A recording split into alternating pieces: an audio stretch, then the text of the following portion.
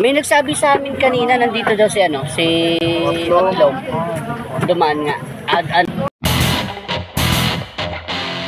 Pero totoo nga daw na gusto niya nang bumalik dito o gusto niya nang pumunta kay Diwata.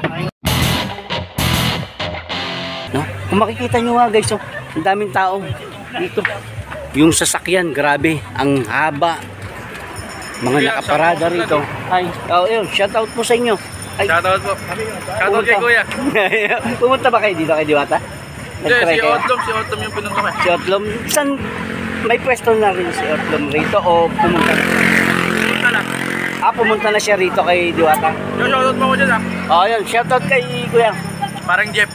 Paring Jeff at saka sa mga kasama nyo kay Kumare, ano ba? Shoutout din sa inyo.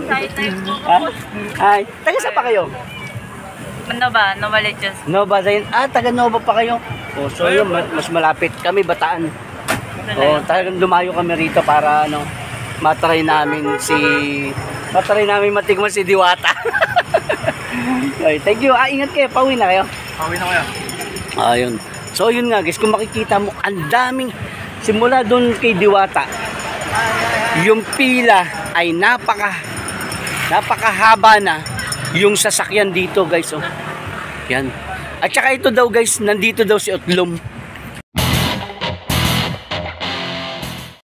Ito nga guys yung pila ng siken ni Diwata.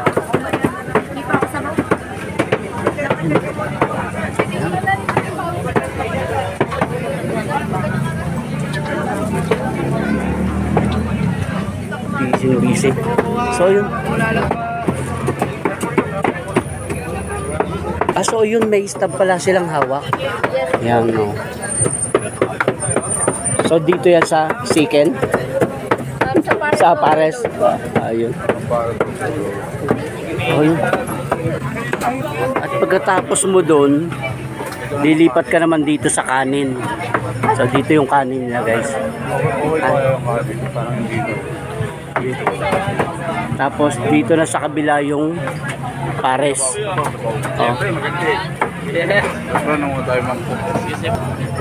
Boss, nandito po ba ngayon si Diwata? Tulog na yun. Tulog na. Nakita sa puno ng balete. May nagsabi sa amin kanina nandito daw si Otlong. Dumaan nga. Sa may Harrison. Nasa Harrison na?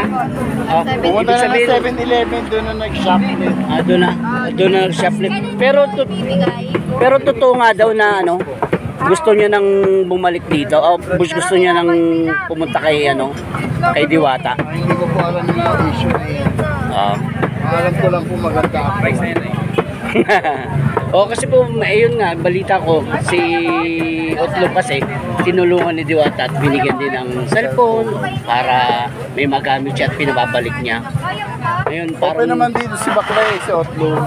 Parang namin, gusto niya nang pumunta rito kasi nagsisi na siya, siguro. Hindi naman. Gusto niya pumunta dito kasi nagkakapera rin siya dito. Nakakahingi. Gano'n ang totohanan. Real talk. So yun, sa real talk nga. Yes. Ayun nga sinasabi. Gusto lang, may mga usapin na gusto lang bumalik dito ni Otlong. Nagkakapera-pera siya dito. So yun. Thank you po.